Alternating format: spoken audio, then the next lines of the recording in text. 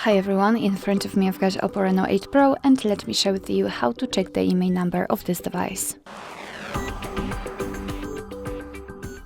So today I'd like to show you two different ways of checking the IMEI number. So first one requires entering a secret code. Let's open the dialer, tap on the keypad and enter the code, which is *#06#.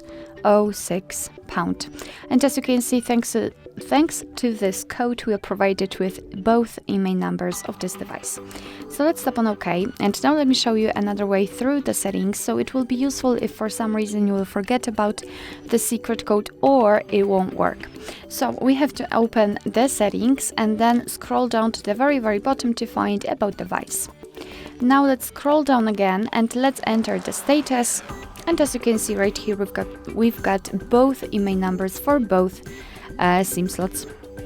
Alright, so that will be all. Thank you so much for watching. I hope that this video was helpful, and if it was, please hit the subscribe button and leave the thumbs up.